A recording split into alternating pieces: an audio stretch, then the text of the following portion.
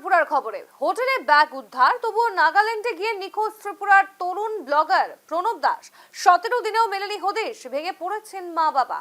রাজ্যের এক তরুণ ব্লগারের নিখোঁজ হওয়া নিয়ে ক্রমশ গভীর উদ্বেগ। 17 দিন পেরিয়ে গেলেও এখনো কোনো খোঁজ মিলল না শ্রীনগর থানার অন্তর্গত মলয়নগর এলাকার বাসিন্দা প্রণব দাসের।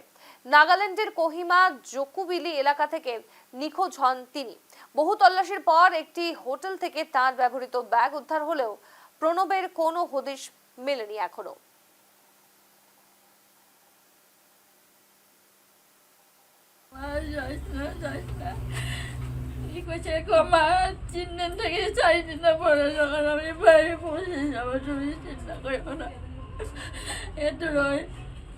কি করে আপনার ছেলে এমনিতে কি কাজ করে?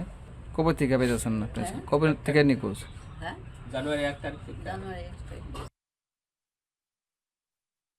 সরাসরি যাব ত্রিপুরায়, প্রতিনিধি ভূপাল চক্রবর্তী আমাদের সঙ্গে যুক্ত।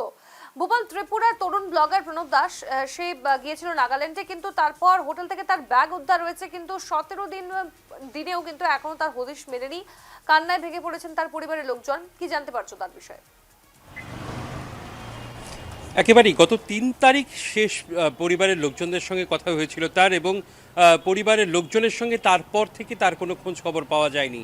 অভিযোগ তখন আগরতলার স্থানীয় থানা শ্রীনগর থানায় পরিবারের পক্ষ থেকে অভিযোগ জানানো হলে সেখানে শ্রীনগর থানার লোকজন বা পুলিশ ততটা গুরুত্ব দেয়নি বলে পরিবারের অভিযোগ।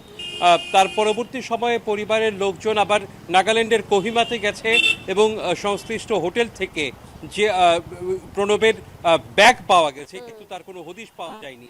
এমনকি পার্শ্ববর্তী জঙ্গলে ড্রোন সহ সেই জঙ্গলটাকে দেখা হয়েছে, সেখানেও তার কোনো হদিশ পাওয়া যায়নি। সব মিলিয়ে গত 17-18 দিন ধরে কিন্তু প্রণব কার্যত বেপাত্তা।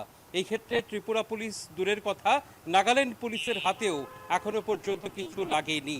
সব মিলিয়ে রাজ্য সরকারের মুখ্যমন্ত্রীর কাছে পরিবারের লোকেদের কাতর আকুতি যে এই ক্ষেত্রে প্রণবকে খুঁজে বের করার ক্ষেত্রে যেন সরকার আরও গুরুত্বপূর্ণ ভূমিকা গ্রহণ করে এবং নাগাল্যান্ড সরকারের সঙ্গে কথা বলার পরিপ্রেক্ষিতে যাতে প্রণবকে খুঁজে বের করে দেওয়া হয়। এই রকম পরিবারের লোকজনদের আবার আশঙ্কাও রয়েছে যে প্রণবের বড় কোনো দুর্ঘটনা বা বড় কোনো ক্ষতি না হয়ে গেছে। সব মিলিয়ে বলা যেতে পারে একটা অন্ধকারে রয়েছে গোটা পরিবার। একদমই তাই, নজর রেখো সেদিকে। ধন্যবাদ তোমায়।